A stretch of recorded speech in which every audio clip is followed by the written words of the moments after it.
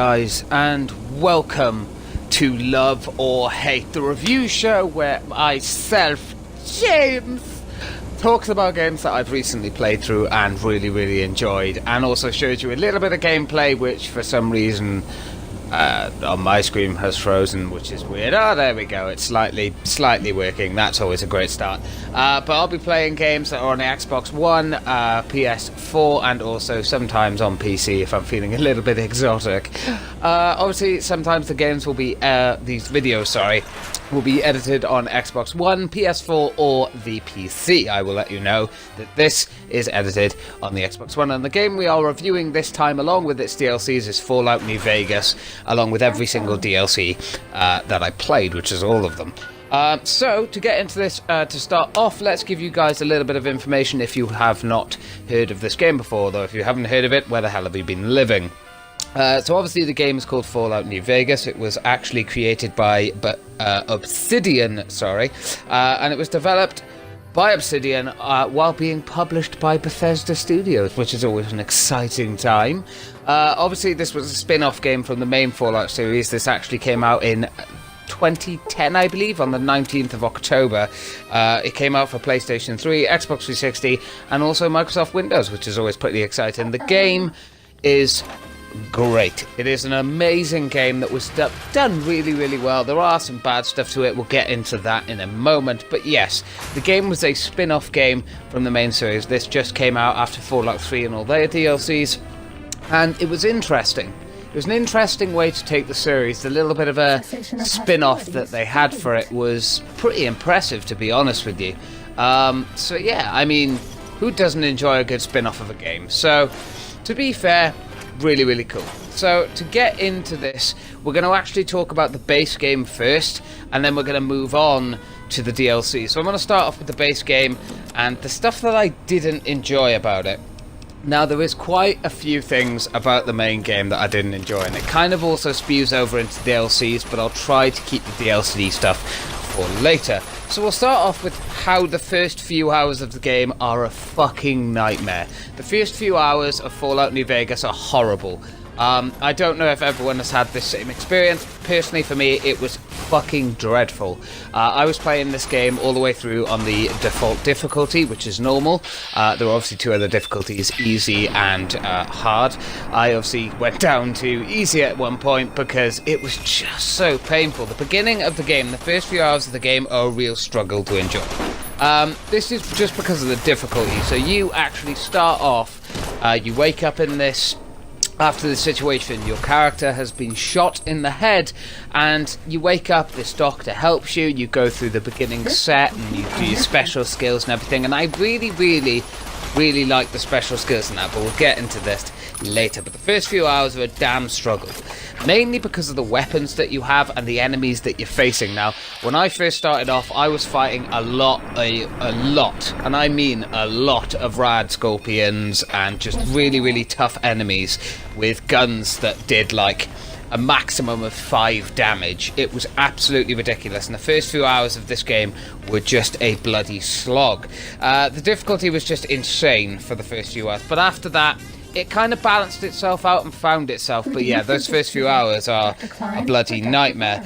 The game basically has a problem with like giving you direction. So although you have like a quest marker, as you can see on the screen on the bottom left, you can see how there's like a flashing arrow. That is basically where your objective is. Now, unfortunately, when it comes down to it, in the beginning of the game, it is absolutely awful.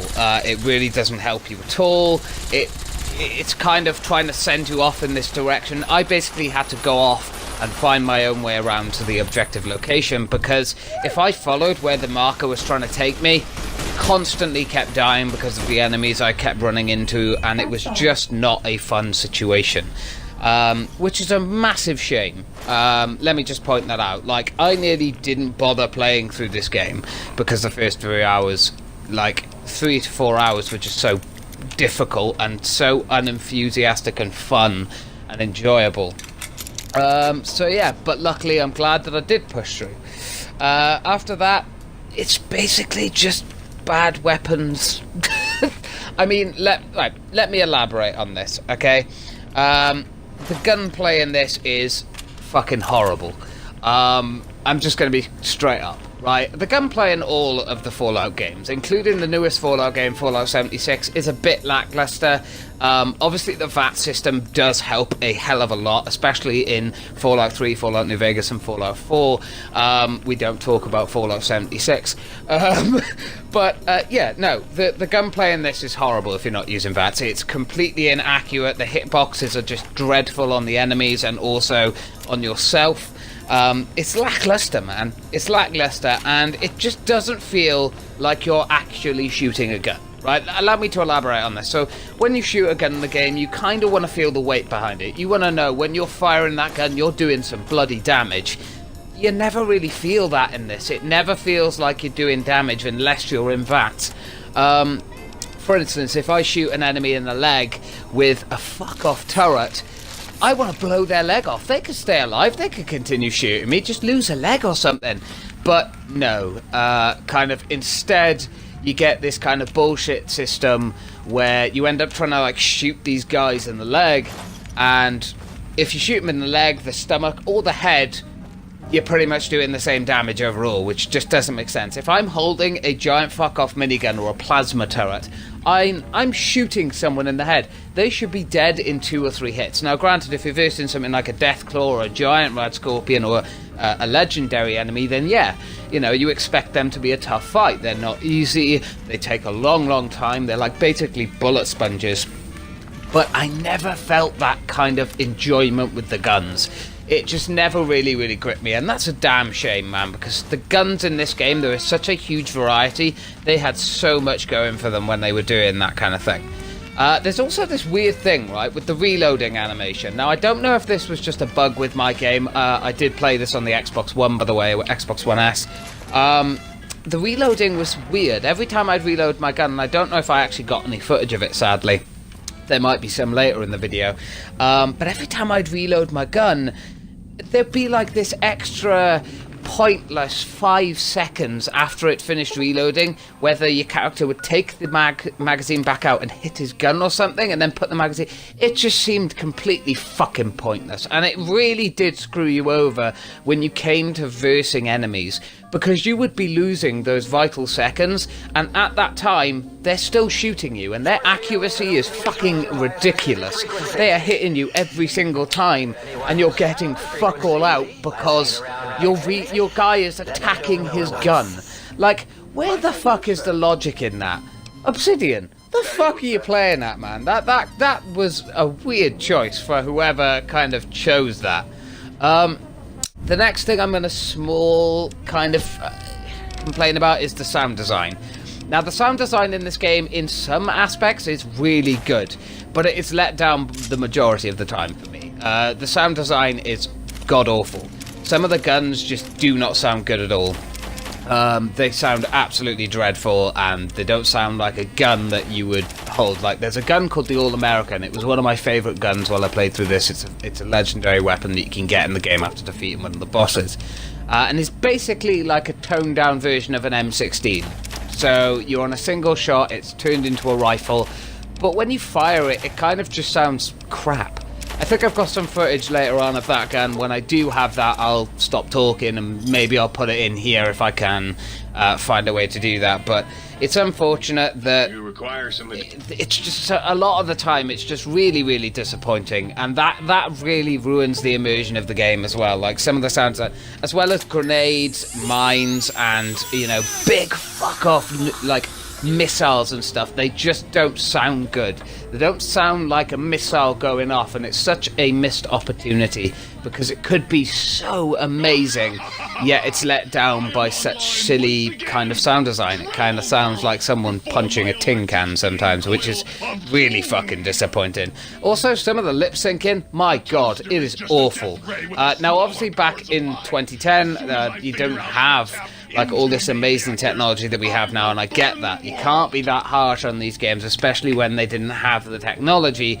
But the like lip syncing is so off that people will just stop talking, but yet their mouth is still moving, or their mouth will stop moving, but still like 3 or 4 seconds of dialogue will come out. It just rips you out of the immersion of the game, and it can really destroy the fun that you're meant to be having. or anything other than a bread slot, you'd have a lot of pent-up... Thing that we're gonna talk about, like the next thing we're gonna jump into, is the objective bar. The objective bar is absolutely horrendous, and allow me to elaborate. The objective bar is the worst thing in this game by far. Now, I'll be following the objective bar, but the problem is the objective bar will not take you around in such a way, like it'll be sort of, oh, go to this point, now go to this point, because that's the way you've got to go. It's, hey, try and walk up this cliff, or try and walk through this mountain. It was the single most irritating and fucking annoying thing that I had to deal with in this game. Now, it was just outrageously bad, and this is something that has followed Bethesda games since the start. They really need to work on this shit, because quite frankly, it's outrageously awful, and it needs to change. That is something in all Bethesda games that is just unacceptable. So, you know, I hope that in the future it can get better. So, it can really sort of just take you off everything. The next thing I'm going to quickly whinge about is some of the enemies. For instance, the rad scorpions and stuff like that. I do think some of them, although they're meant to be difficult, are, just bullet sponges. And bullet sponges are never fun in games. It doesn't make them more difficult, it just makes them more bloody irritating. The fact that I have to stand there and waste about 5 magazines just to kill this one enemy, nah, that's bullshit. That's not difficulty, that's just prolonging something that doesn't need to be prolonged. And death claws, fuck me, death claws can one-shot you in this game. Now, I know they're meant to be like the epitome, the hardest enemy that you fight in the game, but one-shotting from like 3/4 of my health down to 0, bullshit. I'm sorry, I don't care, that's just my opinion. I don't like that kind of crap, it doesn't work for me. Now, the final thing that I want to talk about that's bad, that I hated in Fallout New Vegas, is just the broken fucking missions, man. Jesus Christ, I encountered so many of these in my only playthrough that I've gone through it. It's unreal. So, for instance, this is just an example that I experienced. I never met the Brotherhood of Steel. The only time I met the Brotherhood of Steel was finally at the end, after... I won't explain anything of the plot, because I don't want to spoil anything. But, you know, like... After I met the Brotherhood of Steel, there was this section. So, just before that, I was talking to one of the characters that I was working with to get to one of the good endings. In my opinion, it was a better ending. Basically, I had to go and eradicate the Brotherhood of Steel. Now, I'd never met the Brotherhood of Steel. I'd only just found out where they were at this point. So, I ended up going there, meeting them, and my game would just consistently crash. Every time, because I'd meet the Brotherhood of Steel, I'd follow their orders to try and get in to talk to some of the characters before following this objective of eradicating them, and my game wouldn't even talk to them. It would just immediately crash, and I'd have to restart the game up and attempt it again. It actually got so bad to a point where the game was unplayable, so I just had to just immediately after seeing them, shoot them. And I had to kill them, and I failed like 3 missions, but had no option because I couldn't go back to try something else because that avenue was completely cut off for my game. Now, the thing is, normally in games like Fallout, you get a prompt explaining that if you do a certain amount more, it's going to cut you off from the game. That's just how it works. You side with a certain person or faction, it's going to cut you off from other factions and missions. Now, that's fine, but this game clearly left it too long and ended up just consistently breaking all the time. And that is just one example of many that I had to encounter and find workarounds for to make the game work so that I could continue playing. And because I'm obviously not playing this game on Microsoft Windows, I'm not playing it on a PC, that makes it even more awkward because when I'm playing it on console, I have to find my own route to go around to then find a new way to fix it. And it's such crap that it just puts you off. You just don't want to play anymore, and it's really, really infuriating, and it's really unfortunate, because that was one of the worst things. It definitely wasn't as bad as that bloody objective bar, but it was damn close, and it was so frustrating. Now, that's all the stuff that I hated about the game. We're actually going to get onto the stuff I loved about the game. Now, there was so much that I loved about this game. So much. This game was a bloody pleasure to play. There were those bad things, yes, but let's get on to the good stuff. So the first thing I want to jump into is the story. My God, there is so much that I could talk about. I could make an hour-long video just talking about one of the storylines. It's incredible. There are so many places that you can branch off. There's different factions you can work with, as I mentioned. There's different people you can talk to. There's so much backstory and so much lore in the Fallout games. It's incredible. There's a channel called Oxhorn. Go and check him out if you love lore in the Fallout games.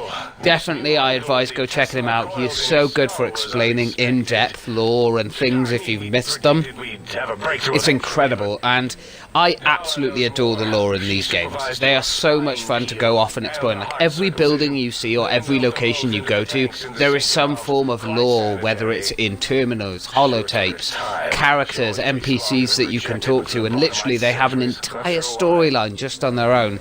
It's incredible. It is one of the best franchises and series to do lore ever, and the stories in these games are outstanding. I cannot say enough good things about them. And the multiple endings that you obviously have, outstanding. There are so many endings in this game that you just... It would take hours. I put 78 hours total into this game, and that was just going with the first ending of everything. There are multiple. It's insane. It's so good. Now, the next thing I want to touch on is graphics. Now, I put this in the love because I'm a sucker for old graphics, right? Not a lot of people know this. I love new graphics as well, but old graphics, there's just something about them. It's very nostalgic. It brings you back to what you used to love. And the graphics in these games back then are great. Now, obviously, Fallout 4, just as an example, Fallout 76, other Bethesda games that have come out more recently because they're running still off the same creation engine, are very lackluster and disappointing. But back then, in 2010, these kind of graphics were really, really cool and done to such an extent and standard that they were awesome. They were great fun, they were enjoyable, and they looked amazing, you know.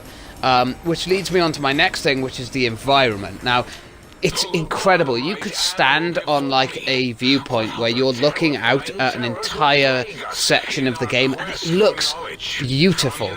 It doesn't matter about the fact that the game is, you know, nearly a decade old. The game looks incredible.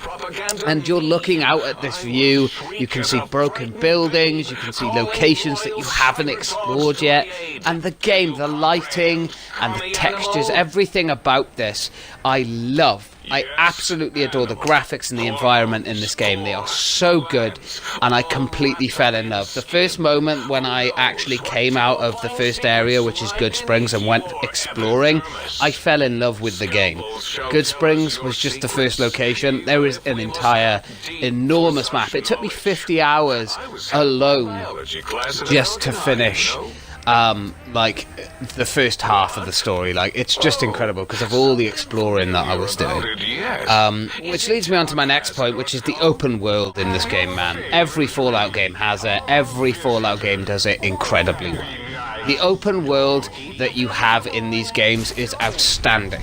The amount that you can go around and explore and find and do is just insane. And the amount of time and effort that they put into that kind of stuff, you cannot praise Bethesda enough, the studios and stuff that make these games. They put so much time and effort into these. It's so obvious and clear that they love these games and they want to make them great. Obviously, we don't count Fallout 76, but, you know, they really, really loved and put the time into this game, and it really, really shows. So the next thing I want to talk about is characters. So I want to talk about the fact that there is a fuck ton of characters. There are so many characters that when you play through this game only once, you are not going to speak to every character that you can speak to. It is impossible. Mainly because of the fact, obviously, as I said, you side with different people, you can't talk to certain people. So there is so much to do in this game and so many people to talk to, I couldn't talk about them all in this one thing. But there is so many people that you are always going to find someone new to talk to. Every location you go to will find someone new, and it's just awesome. It's insane how many NPCs they actually have in this game.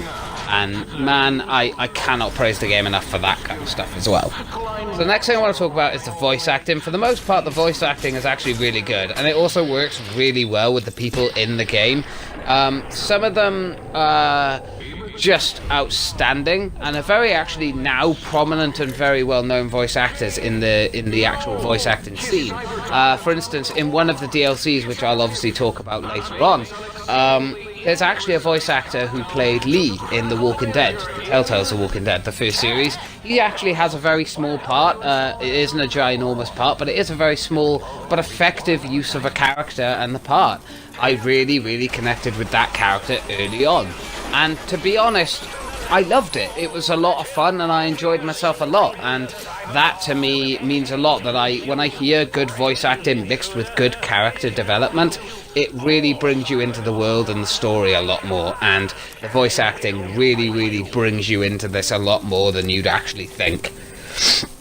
The next thing I want to talk about is the companions. There's just so many of them that you have to go around and talk. Like, I think I got about 7 or 8 companions in my playthrough. I'm still missing, like, I think 5 companions, I think, I could still speak to, but I didn't get a chance to even speak to them. But they all have their own individual stories and backstories, and it's so intense and it's so connecting that it just works incredibly well.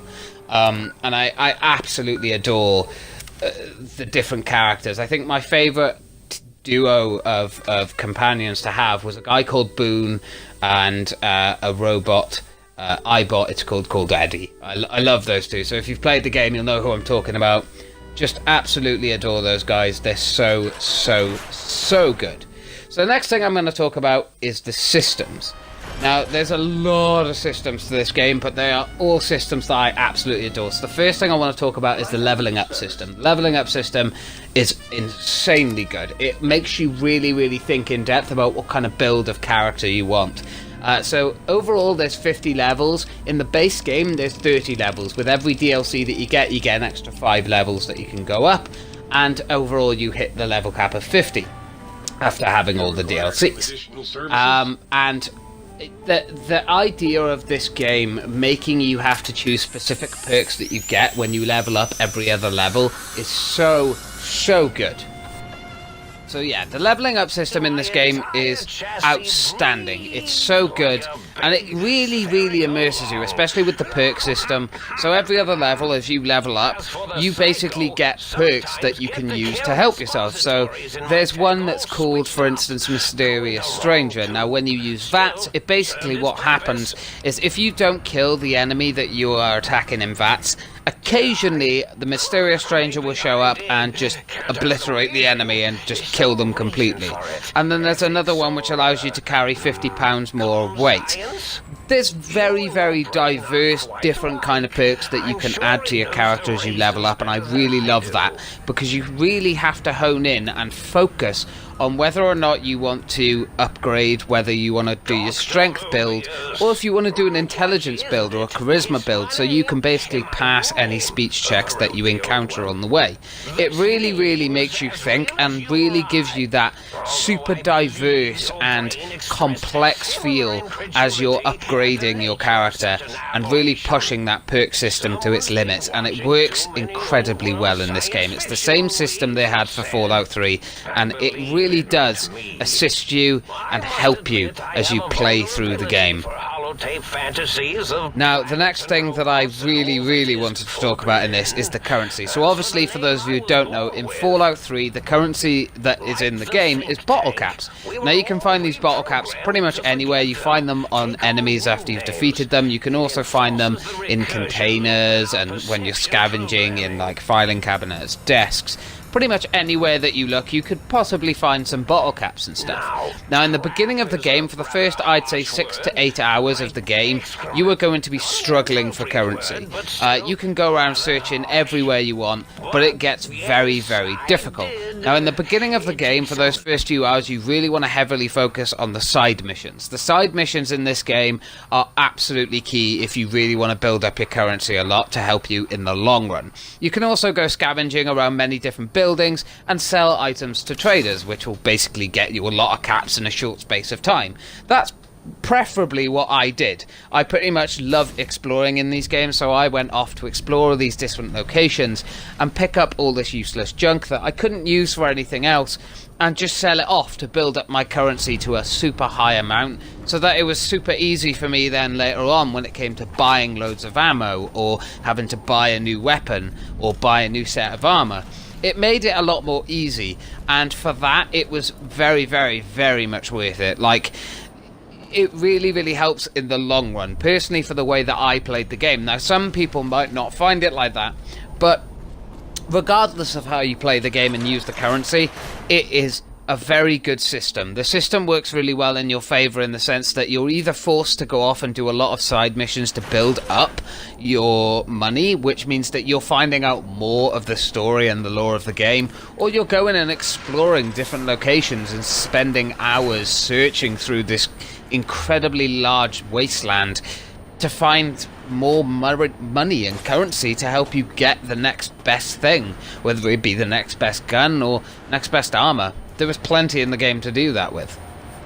The next thing that I wanted to talk to you about, and the final thing that I wanted to talk to you guys about, is the weapons and the variety of the weapons in this game. Now, I know I whinged earlier about the gunplay not being that good, and I stand by that, but the guns in this game are awesome. There is such a humongous diversity when it comes to the weapons in this game. You can see on screen currently now I'm holding what seems to be a Tesla kind of glowing axe, and I remember using that weapon and it was incredibly powerful and strong, and it was a lot of fun to use as a melee weapon. But I'd also used a combat knife, which was really simplistic. You can also see on screen now currently I'm using an energy weapon, which is like a rifle. And there were so many energy weapons in this game. You had like Tesla miniguns, normal miniguns, you had rocket launchers, multi-firing rocket launchers. And what makes it even greater with all these different weapons, the rifles, the shotguns, everything that you could also get different ammo types. So you could get hollow point ammo types, you could get armor piercing rounds, you could even get explosive rounds for certain guns, and that kind of thing really, really keeps you intrigued and interested. So although the gunplay in the actual game is not that effective and can be very frustrating at times, the diversity in weaponry and also the ammo really, really keeps things interesting so that you don't fall out of love with the game. You consistently have fun with all these different types of weaponry and the different types of ammo, and it keeps it fresh and interesting. Also, another good thing with the enemies is the fact that because there is such a diverse set of enemies, certain weaponry and certain ammo types will do better on certain enemies. So, for instance, if you're fighting robots or any kind of synth enemies, using an energy weapon is going to be a lot more effective on them compared to using a 9mm pistol. That kind of diversity, and you always have to think that one step ahead. Make sure that you're always using a different weapon at least every 10 to 15 minutes, and it really, really helps. Now, you can always use the different kinds of weapons to take on different enemies, or you can just use one weapon if that's what you choose to do. It's just certain weapons take longer on certain enemies, and I think that's fine. I think that's a really interesting point that the game keeps on pushing, because it's a narrative that will always keep you guessing on what to use next. And I love that. It keeps it fresh and it keeps it interesting without really having to make it over complex, which is one of the best things about the game. So now we come to the end of the review for the base game, and I'm now going to give you whether or not I love the game and I highly recommend you to go out and buy the game, or whether or not I hate the game and you guys should stay well away from it.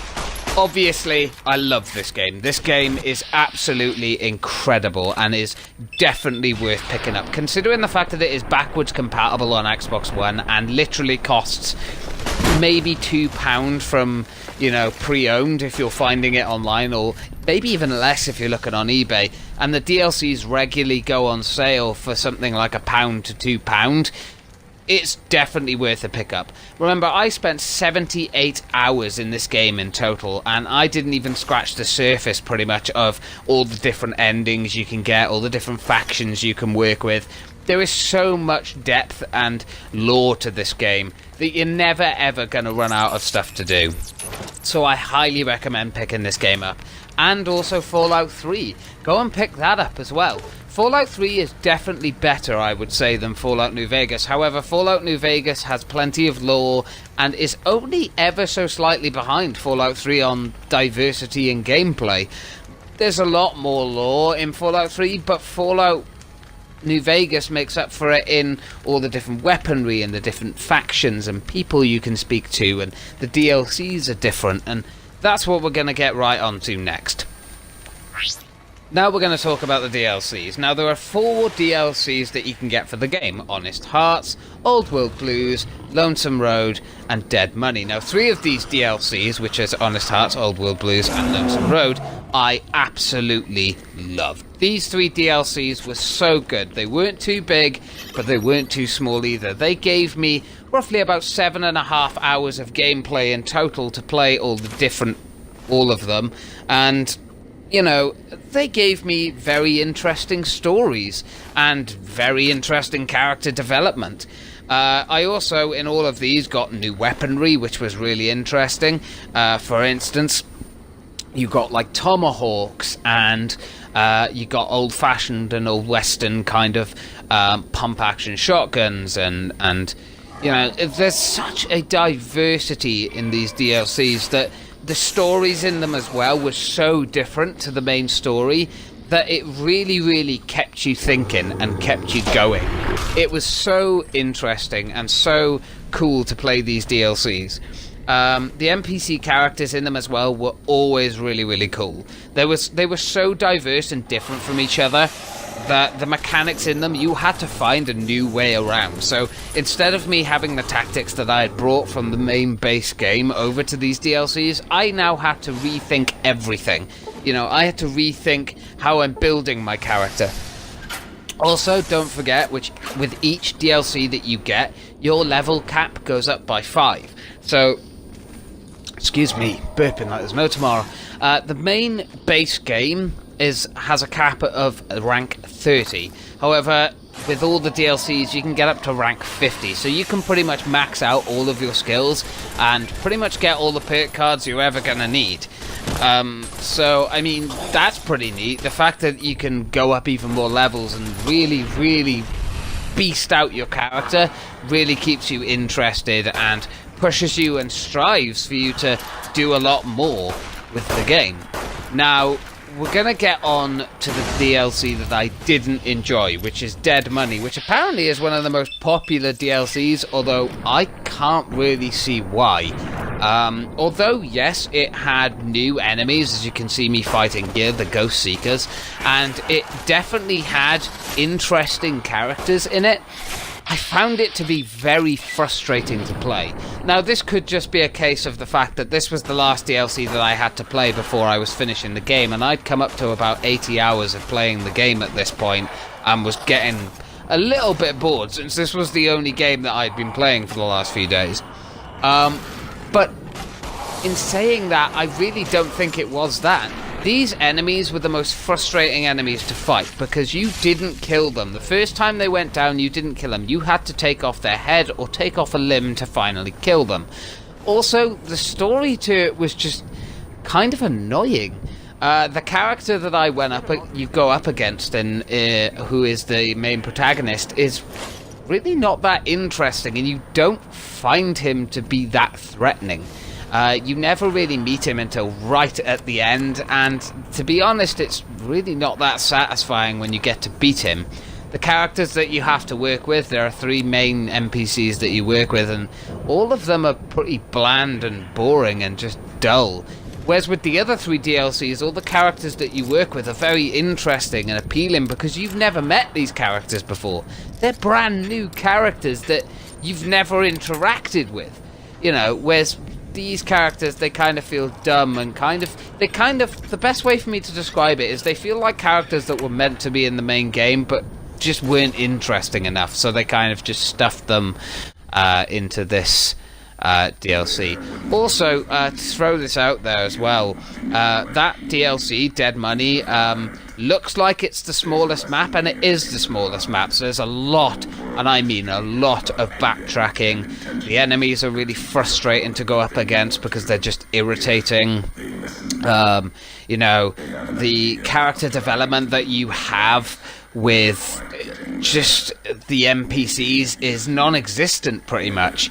And to be honest, I didn't find any of them compelling enough to really give a shit about them.